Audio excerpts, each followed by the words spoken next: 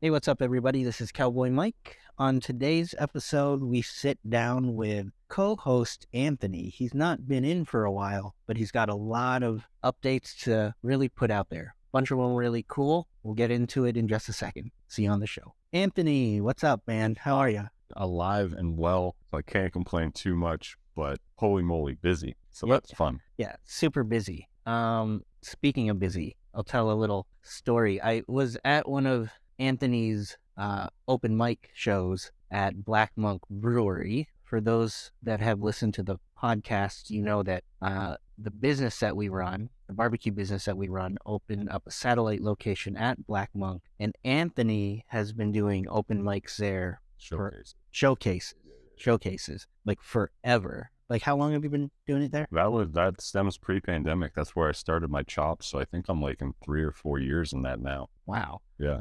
I just reflected on that, like this past show, this Saturday. Yeah. I reflected on it because I remember having a bar full of 18 people, if that, and begging for people to come. And this one definitely broke their capacity, I would say times 2. Yeah. One of the owners, they had left earlier in the day, and they had two people on the bar, and they ran out of glassware. Yeah, everything. Like they needed a bar back. They needed 17 more pairs of hands to accommodate everybody. Yeah, he ended up coming back in. He's walked in and he goes, "Anthony, what'd you do?" And I was like, "I'm sorry?" Question mark. Yeah, I'm sorry I brought you all this business. Yeah. Right. Yeah. Well over 100 people at this last show, which is astonishing for me to think about. Yeah. Well, 2 things. One, why that show, his modern shows are significant to me is I had went to a show early on, and I'm like, oh, this is good. This is nice. Oh, wow, Anthony, what you do is nice. Yeah. Yeah. There was the turning point for me was when I went to one of your shows at PACA. On the upstairs, the 4th floor, Randy Bill Duck. And that point forward, including Black Monk, Anthony has definitely built a name for himself within the Erie comedy scene. And I think that ties into some of your exciting news. Yeah. I mean, watching me get better for me also is a lot of fun. But comparatively, like seeing me at Black Monk versus seeing me at Brent Terhune and stuff like that, I pull out all the stops. I give you my best stuff versus Black Monk. I kind of treat it as a open mic. So it's a weird little mixture for friends. But with building what I've built, winning the Erie Readers 40 Under 40 this year, just for what I do in the community for comedy has been awesome in itself, but that has given me even more motive and drive to where I'm co-founding, but doing a lot of the legwork for Erie's first ever comedy festival, the Flagship City Comedy Festival that's happening at the end of April, this 2023. So realistically, like 4 months away, which is also insane to think about. Yeah. Sometimes overwhelming. If you guys drop back to earlier pods, Anthony and I talk about a lot of different things. And from my point of view, it's very cool to see what he was talking about back then and what it has really grown and matured into. And really, when you look at it, it's still kind of in its infancy. Yeah. Yet it seems far more robust than Once Upon a Talk, right? Well, Once Upon a Talk, like the pandemic hit, it uprooted everything, my confidence in my comedy, but also everyone's confidence in their comedy.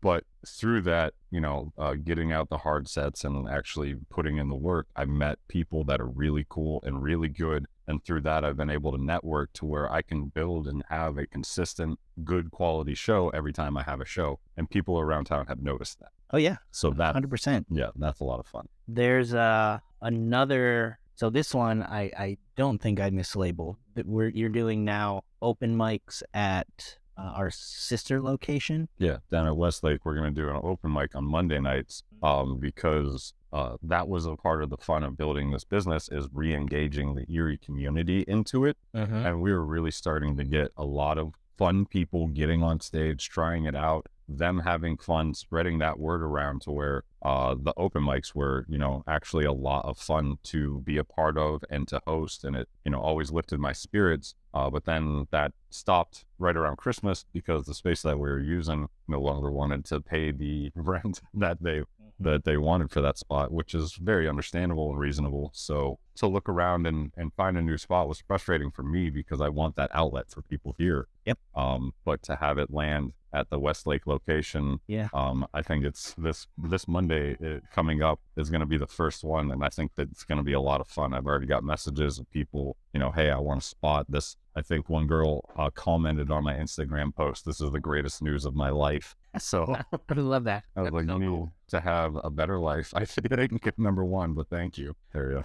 I think I really love the story arc, and to really appreciate it, I think you'll want to go back and listen episode 1 through present. Anthony's actually featured on episode 2 of this podcast. And the location 3040 Westlake Road is kind of where we met each other, and a lot of the things that are matured today stem all the way back from back then. Yeah. And it's crazy to think where we are now, or like where you are is your path. You wanted that, and that was understood. My path was to become a personal trainer again and win Erie readers for that. But I said this to you earlier, I want to apologize to any clients that I've had before that had kids that I maybe indirectly scoffed at and just been like, oh, it's not that big of a deal. My bad. I'm so sorry. Yeah. The first 7 months of child rearing, I wasn't a human being anymore.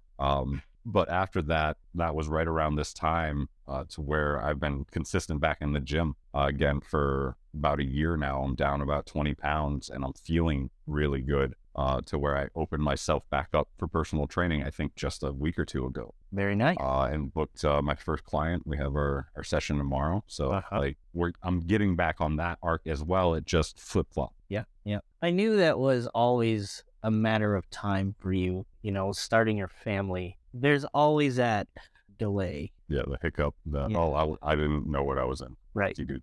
And that's, you were so passionate and knowledgeable about both items. Comedy for me, me looking towards you, comedy was this journey of self-discovery. And whereas the fitness was kind of like a carryover, like it's who you big part of who you were, but health and fitness and well-being, there's also elements in that in comedy. Yeah. And I always knew you would bring that physical component and mindset and kind of meld that back together.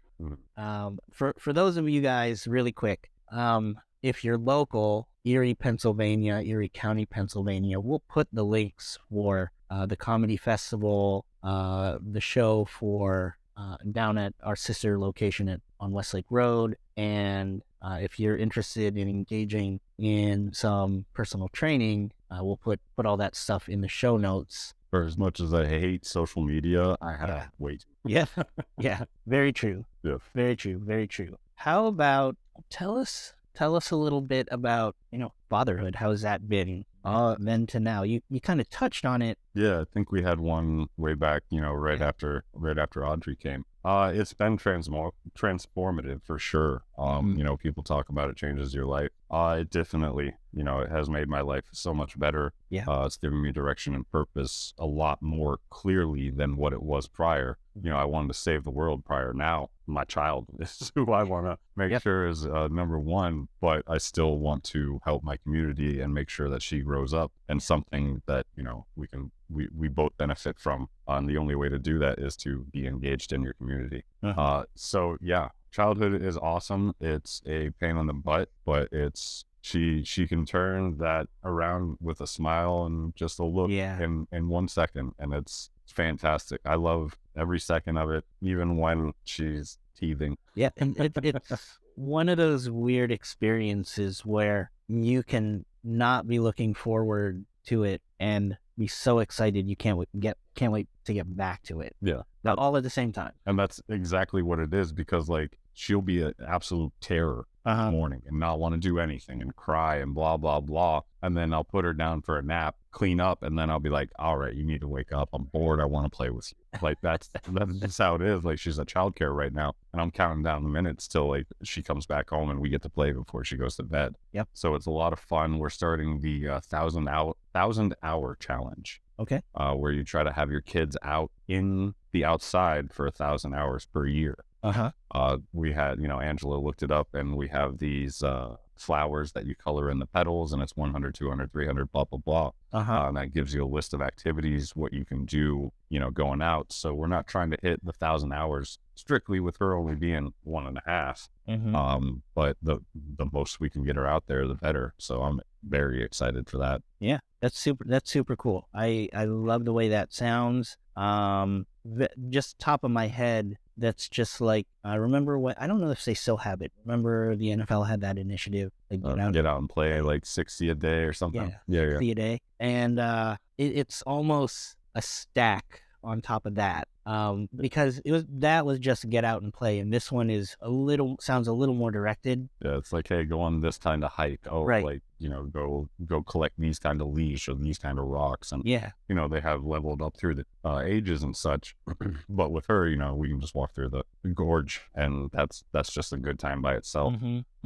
So yeah, that's super cool. That gets me happy about getting engagement outside, because that's always and will be my biggest point of child rearing, is make sure that they're not sucked to a screen. Yeah, that they know what an oak leaf is versus a maple leaf and stuff like that. Right. Here's an interesting question, and because you were able to come in today, it allows me to kind of put this out there. It's hard because we talked about this in the earlier pods. So now this is kind of an extension of those questions from way back when. Since you've been stepped away from Outlaw, and you've kind of been able to see it mature from the outside looking in, because if you guys remember from an earlier pod, Anthony would work the counter very early on. Yep. And so now that he's here in the studio, my head says, I got to understand his perspective. How do you view outside looking in, and at the same time understanding like the philosophy behind all of this? Give us your take on how this has all progressed from your point of view. I don't understand it. I was there in the beginning. I saw you map it out, and I would be like, hurry it up. Like, we need to open, you need to like, right. That's how we need to do things. But then sitting back and watching it grow and seeing what you said you wanted to happen at the speed that you wanted to happen, I was like, oh, okay, yeah, maybe he knows a thing or two. Maybe I should slow down personally in all my endeavors and such. I think it's controlled chaos, because looking into this, I'm like, I would go nuts. Yeah. But I know what's happening, around the community, what's going on with the satellite location at Black Monk, with Westlake being open. Like it's trickling, it's happening. It's coming to fruition. So it's really cool to see that all happening. And it's you guys are silent about it too. Instead of trying to be out in the community and yell it out loud, you're just out in the community doing action versus, like I said earlier when we were talking, I think off of mic, you said it's, some things are about perception. And I said, it's perception and action. And that's what it has to be. And you guys are nailing both of it. You're not yelling in the community, but the things that you are doing are yelling it for you. Yeah. And that's one thing I personally struggle with. There are folks that say we should talk more about it. And I agree. The line that I always wonder about is, at what point is it illustrating what you're doing and the impact that it can have, and where does it cross that line and become gratuitous? Yeah. Right. And I instinctively, I want to stay so far away from that line, that I think that's why we're so quiet about it. Yeah, and I get that because like I'll hear advertisements for other places on the air, and I'm like, I don't give a shit. Yeah. Like food, whatever. I know what's good, but ego wise, you want that. You want that. Hey, I want people to know who my business is or who I am, just for our own human satisfaction. Yep. But then you don't see that action in the community. Whereas if like building up a comedy festival, I actually don't want people to know who I am, because then they get annoying and like try to, persuade themselves into this or that. What I do like about building this comedy festival is the relationships and the conversations that I've been having 100%. With each individual venue owner, with, whoever I'm working with, beer wise or whatever, having those conversations, instilling, belief that this is going to be awesome in them. And then through that, it trickles down. It's the word of mouth. That's how my dad succeeded in business, and now he does very well. It's how I did in personal trading, and that's how I was succeeding at the time. Now that's how it's doing with comedy. It's not, hey, go see Anthony Morelli. It's, hey, go see Off Constantly Comedy Production. Because like that's been a hell of a lot of fun the past couple of shows we've been to. Yeah. And that's what's, really popping off. And you guys are just doing that, like what we just discussed earlier. You're like, oh, I seem to surround myself with similar people, similar minded goals and stuff like that. Yep. And we all work the same way. It's, work through actions, show your product first instead of having to yell about it. Correct. And Anthony won't yell about it. I will yell about it. What he doesn't flash here is, so for those of you in Erie, you'll know about Keller's. And so he was approached by Bobby Borgia. If you're local, you'll know. If you don't, you can Google it. It's cool. Yeah. But you were approached. Yeah. They just missed the phone call, but then I got a text message asking if I wanted to be a feature at the club, which is, a gold mine. It's a local club. It's something that I value. I think the community needs, and that would be very cool if that happened. Yeah. And that's where I think normally the situation would be reversed. I think talent would look, how can I get into? And that's how it has been for me for years. Right. Yeah. Until we had that conversation where that was taken away. Yeah. Apparently for some time, to where I go, okay, well, that's not a goal of mine anymore. Well, I'm going to move on. I'm going to make different goals. Yep. If you take the goal away from me, that doesn't mean I'm going to stop. Mm-hmm. It just means that I now have to move the goalposts or do whatever I have to do to succeed. Right. And that inevitably helped me. Yep. It made sure I got my chops and made sure I put on good shows. Yep. Because if that didn't happen, I wouldn't have gotten approached now. The tables wouldn't have been turned. Yeah. I think from my outside looking in, that is very momentous that Anthony is being approached by what can easily be called the at least a Keystone comedy club in. Yeah. I mean, it was nationally known for a long time. Yeah. People wanted to stop into what was Junior's, now Keller's, because it was a good time, a good crowd and such. And for me, like, you noticing that, for me, it's still not even it was a blip. It was like, oh, okay, blah, blah, blah, back onto track of the festival. What do I got to do for this and that and that? Right. So like that, to sit there and acknowledge that is that, yeah, that's actually pretty cool, but it's not something that like stuck with me. Yeah. But I think, just if you guys listen back to our conversation from pick any pod, and in fact, there are some that I'm pulling out of the archive right now, and so we're going to do like an archive release. At my last count, there were 28 unpublished episodes in the archive. So there's going to be a lot of cool content. It's all going to be flashback at this point. Yeah. But you're really going to see how mindset and how those visions from back then, if you look at where we are now, you can see how those have matured. And it's really cool to see. It's really, really cool to see. Sitting here and reflecting upon it now, and being able to see that I matured in that sense is weird. Yeah. Like, I'm not used to that. I was a very immature young man. We discussed that in archives. Like, if I met my 20-something-year-old self, I'd beat the shit out of him if I could. That's right. But to be able to see that, to be able to have a vision and understand that now is, it's very weird. But that also came with having a child and having to understand the next 5, 10 years, 15 years, where we're going to be at, what we need, So yeah, it's been a lifetime since the last time I think we had a pod, realistically. For sure.